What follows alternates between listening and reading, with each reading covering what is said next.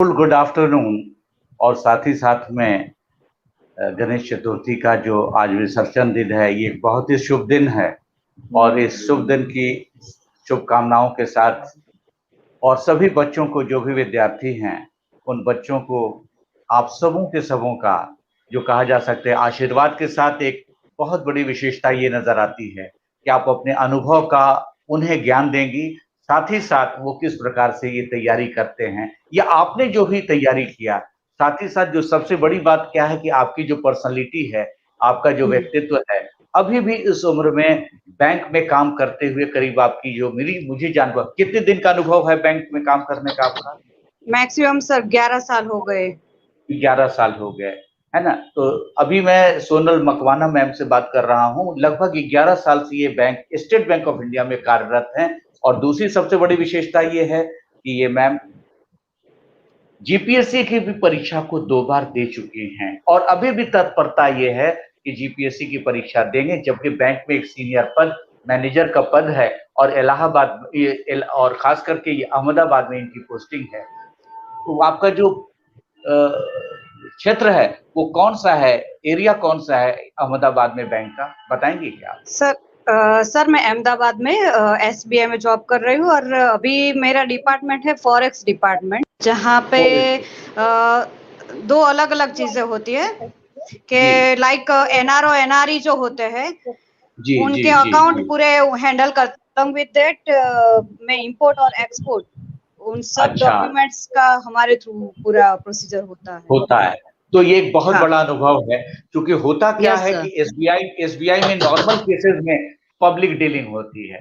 Public dealing में deposit है या फिर उसके लोन का प्रोग्राम है या फिर पब्लिक डीलिंग डेली है, जो कि फिक्स डिपॉजिट के साथ साथ देखा जाता है करेंट अकाउंट है या फिर बच्चों सेविंग अकाउंट है, हर तरह। लेकिन फॉरेक्स का अनुभव आइडिया बहुत कम लोगों को होता है और मैं कह सकता हूं कि एक बहुत बड़ी प्राथमिकता आपको दी जाती है। ठीक है, तो इसके साथ हाँ, इस इंट्रोडक्शन के साथ मैं आपसे यह कहना चाहूंगा कि आप अपने 10 साल के अनुभव को बताइए कि आप मुख्य रूप से बैंक में काम करते हुए आपने जीपीएससी की परीक्षाओं को भी दिया, लेकिन दुर्भाग्यपूर्ण रहा या लक कहा जा सकता है या कुछ कमी रह गई होगी जिसके कारण आप उसमें सफलता नहीं कर पाई। तो आप ये बताएं अपना अनुभव कि आपने किस किस तरीके से तैयारी की और कहां पे आपको फील होता है कि कमी रह गई है, क्योंकि इस बार आपको ये परीक्षा को पास करना है।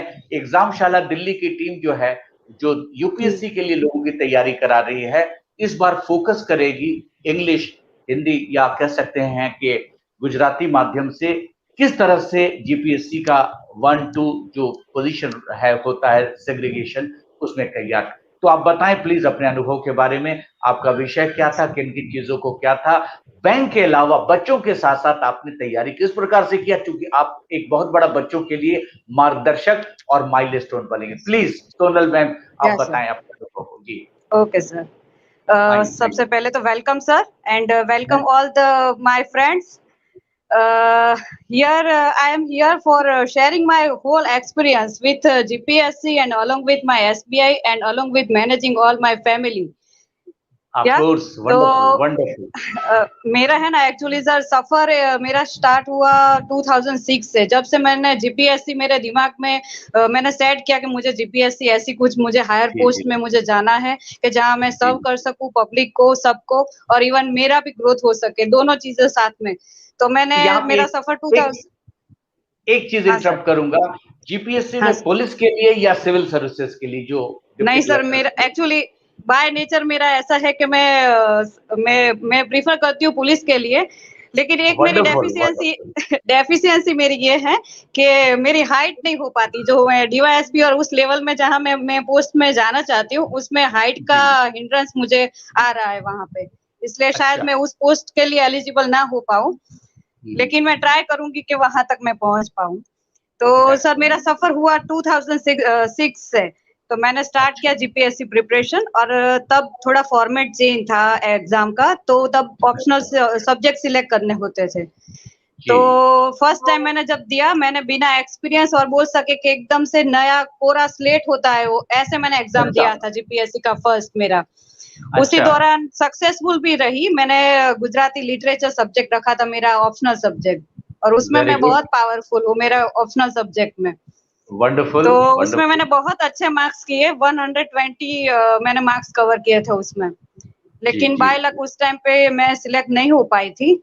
उसके बाद मेरा सफर तो जारी रहा। मैंने सर आई थिंक 4 या 5 टाइम्स मैंने मेन एग्जाम दिया है जीपीएससी का, रिटर्न एग्जाम किया है आपने। वंडरफुल। और एवरी टाइम मैंने एवरी टाइम प्रीलिम मैंने हर बार क्लियर किया है।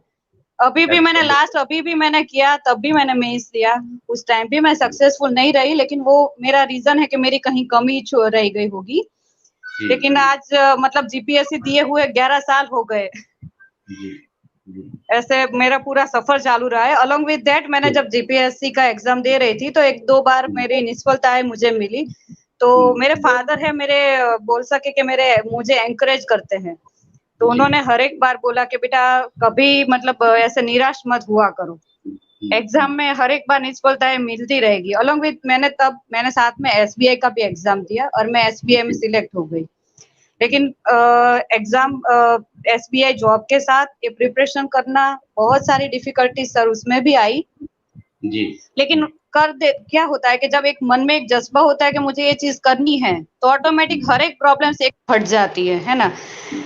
ऐसा बोल सके कि मैंने जीपीएससी एग्जाम कैसे क्लियर किया है कि मैं प्रेग्नेंट थी और मेरी लास्ट मंथ और बोल सके कि मेरी डिलीवरी टाइम था। उस टाइम पे मैंने जीपीएससी मेंस दिया था और मेंस का मैंने लास्ट पेपर दे के मैं सीधा हॉस्पिटलाइज हुई थी। इस सिचुएशन में मैंने लास्ट डे तक मतलब ऐसी हालत थी।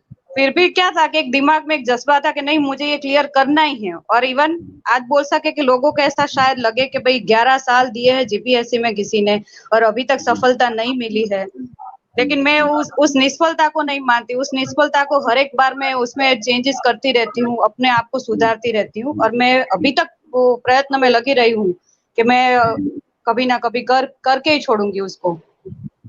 Thank you very much. मेरा है ना sir. Thank you very much.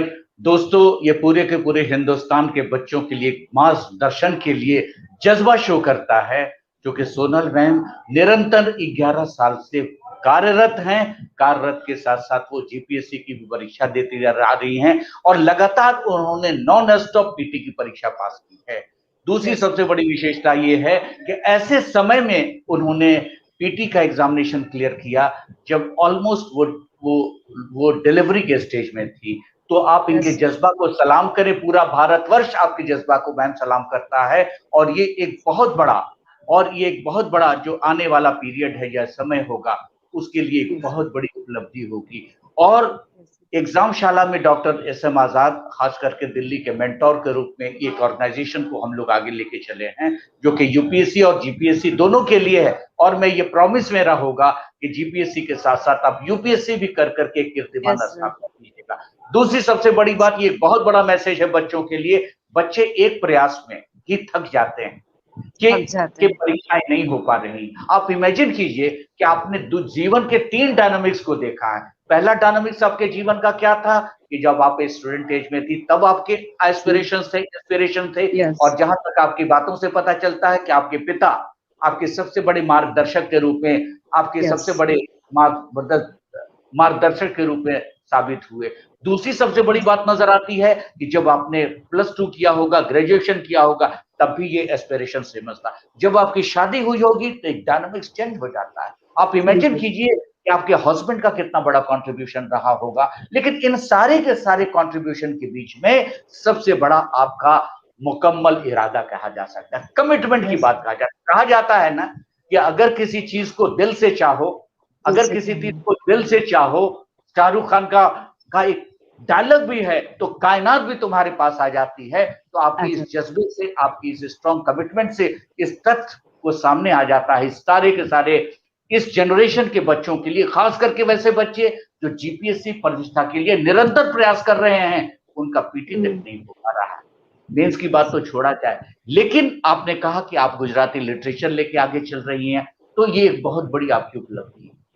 दूसरी खास बात जो मैं कहना चाहूंगा, आपका ये जज्बा है और एग्जामशाला कोशिश जरूर करेगा कि जीपीएससी की परीक्षा में आप 1 to 10 में आपकी रैंकिंग हो, यू आर ए मैच्योर गाय। साथ ही साथ आपके राइटिंग स्किल से लेके आपके मोटिवेशनल स्किल से लेकर के ये पूरी की पूरी जो डॉक्टर आजाद के साथ पूरी दिल्ली की टीम आपके साथ में कार्यरत रहेगी और ये बच्चों को आपसे ये सबक सीखना होगा। पूरे हिंदुस्तान के बच्चों से आप लाइव हैं और ये बच्चों के लिए इससे बड़ा शायद मार्गदर्शक नहीं होगा। और खास कर करके महिला शक्ति, जो पूरी दुनिया कहती है ना महिला शक्ति की बात है, तो महिला शक्ति के लिए इससे बड़ा इंस्पिरेशन मैं समझता हूं कि कुछ भी नहीं हो सकता है कि एक कामकाजी महिला एक वैवाहिक जीवन बिता रही। कितने बच्चे हैं आपको मैम अभी प्रेजेंट समय? Sir 2 kids, I have 2 kids sir. You have 2 kids, both yes, are male and female, male and female both. आप इमेजिन कीजिए कि बच्चों की परवरिश करना, बच्चों की परवरिश के साथ बैंक की नौकरी, और बैंक की भी नौकरी में फॉरेक्स एक्सचेंज की जानकारी होना, ये अपने आप में एक बहुत बड़ा कीर्तिमान है। और मैंने आपसे पर्सनली मिला है और खास कर करके आपने हमें भी हेल्प किया है। आपकी उस काइंड पर्सनालिटी की कैपेबिलिटी को देखते हुए मैं रियली बहुत इंस्पायर हुआ हूं। मैं खुद इंस्पायर हुआ हूं एज ए मेंटर, जबकि पुलिस सेवा में सेवा दी है मैंने। लगातार 14 साल से मैं मेंटरिंग कर रहा हूं। बहुत सारे टॉपर को मैंने यूपीएससी के लिए प्रोड्यूस किया है, लेकिन आप में जो मैंने तेज देखा है, आप में जो तीव्रता देखी है, चपलता देखी है, आप में जो इच्छा शक्ति देखा है मैंने, that is wonderful part of that. क्योंकि उस थोड़े 15 से 20 मिनट के आपसे मेरे इंटरेक्शंस में जो हुआ था, मैंने प्रैग्मेटिक लेडी पहली बार ऐसा देखा और शायद पूरे हिंदुस्तान के लिए एक बहुत बड़ी मार्गदर्शक के रूप में साबित होंगी। आप कुछ एक मैसेज देना चाहेंगे एक एग्जामशाला के इंस्टीट्यूशन को, साथ ही साथ एग्जामशाला के बच्चों को कुछ मैसेज आप देना चाहेंगे क्या? प्लीज आप मैसेज दीजिए, उस फुटवर्क पे चले प्लीज। फ्रेंड्स प्लीज कभी भी अपनी निष्फलता को हमेशा एक सफलता का एक स्टेज मान के चलिए। वो आपका एक बोल सकते हैं ना कि एक आपका पगथी बोलते हैं कि वो पगथी मान के चलिए। वो कभी निष्फलता को अपने दिमाग में नहीं चढ़ने दीजिए। हमेशा सोचिए कि मेरा ये कमी रह गया है, उस कमी को सॉल्व कीजिए। कभी भी ऐसा मत कीजिए। कई बच्चे 1 टाइम या 2 टाइम निष्फलता मिलती है तो वो सोचते हैं कि अभी मुझसे नहीं हो पाएगा, लेकिन मैं तो आप सोचिए कि मैंने तो 11 साल दिए हैं। सोचिए कि मैं कितनी फ्रस्ट्रेट, मतलब मेरा भी लाइफ में फ्रस्ट्रेशन आया है, सबको फ्रस्ट्रेशन आता है, लेकिन उस फ्रस्ट्रेशन से बाहर निकलिए और ट्राई कीजिए। और जीवन में सबको प्रॉब्लम्स आती है, उस प्रॉब्लम्स को दिमाग में मत लीजिए। आप एक ही चीज सोचिए कि मुझे ये क्लियर करना है। वो चीज जो आप टारगेट आप बना के चलेंगे ना, बाकी सब हिंड्रेंस आपके एक तरफ चले जाएंगे। दिमाग में एक ही चीज के साथ आगे बढ़िए, अपने लक्ष्य के साथ। निष्फलता तो आती रहेगी। हम छोटे बच्चे होते हैं तो कैसे कितनी सारी गिरते हैं, खड़े होते हैं, सब चीजें होती है। उस चीज के साथ हम सीखते भी है। तो ये सब चीजें निष्फलता हमें सिखाती है। सीखने उससे ही हमें एक्सपीरियंस लेना है। उसमें से ही हमें अपने जो नेगेटिव पॉइंट रहते हैं, जहां हमारी कमियां रहती हैं, हमें उसको ही हमें खुद से ही एनालाइज करना है कि मैं कहाँ छूट रहा हूँ, कहाँ मुझे प्रॉब्लम हो रही है, किस रीजन से मुझे निष्फलता मिली। ये सब चीज खुद से ही एनालाइज कीजिए। अपने आप से ही आप आगे बढ़ते जाएंगे। तो सबको मैं अपनी तरह से सबको ऑल द बेस्ट बोल रही हूँ और हमेशा आगे बढ़िए और आगे अच्छी उस नए एस्पिरेशन और नए उसके साथ आगे बढ़िए सब। एक शब्द मैं और जोड़ना चाहूंगा कि किसी भी कंडीशंस में, जैसे आपके पूरे जीवन में आपके इंस्पिरेशन आपके पिताजी रहे, तो आपके जीवन में हमेशा कोई ना कोई इंस्पिरेशन होगा। शायद इस बार एग्जामशाला के मेंटर से आपकी मुलाकात हुई है, तो ये शायद ऐसा इनिशिएटिव है। हमें ऐसा लगता है कि गुजरात में क्या हिंदुस्तान में पहली बार ऐसा इनिशिएटिव होगा जो 10 सालों से एक महिला कार्यरत है और वो परिवार के साथ साथ, समाज के साथ साथ, सरकार की सेवा के साथ साथ सारी चीजों की सेवा दे रही है। तो इसमें एग्जामशाला के इनिशिएटिव की बात में आप क्या कहेंगे? एग्जामशाला के बारे में कि आपको एग्जामशाला ने खोज निकाला, इसके बारे में आप क्या कहेंगे? 2 शब्द बताएं। ऐसा बोलते हैं ना कि भगवान, आपने अभी जो डायलॉग लगाया कि शाहरुख खान का एक वो डायलॉग था कि अब जब आप कुछ चीजों चाहे तो वो पूरी कायनात उसके पीछे लग जाती है। वही चीज है कि मुझे वो कायनात मिल गई सामने से ही। जब सर आजाद सर मुझे मिले तो मेरे बिना आपके कहे मुझे पता नहीं, मुझे दिल से मुझे ये चीज लगी कि नहीं, कुछ समथिंग पॉजिटिव जो आपने जो फील किया मुझसे, वो ही मैंने आपसे फील किया। वो पॉजिटिव एनर्जी जो मुझे मिली ना, उसके बाद हमारा इंट्रोडक्शन हुआ कि भाई आजाद सर ये है, उनके पाठशाला है ये। लेकिन मुझे अभी मेरा हार्ट फील कर रहा है कि नहीं, पाठशाला के साथ मैंने ज्वाइन होने के बाद मेरा सक्सेसफुल 100% हो जाएगा। मुझे फील हो रहा है। बहुत अच्छा है, बहुत सम्मान के साथ मैम आपने बहुत अच्छा लोगों के लिए सजेशन दिया, एक बहुत बड़ी मार्गदर्शक के रूप में। मैं उम्मीद करता हूं जीपीएससी में आपका स्थान जरूर होगा। स्थान आपके प्राप्त होने के बाद मैं फिर से इन बच्चों के पूरे हिंदुस्तान के दर्शकों को, इंस्पिरेशन को एक मार्गदर्शक कीजिएगा।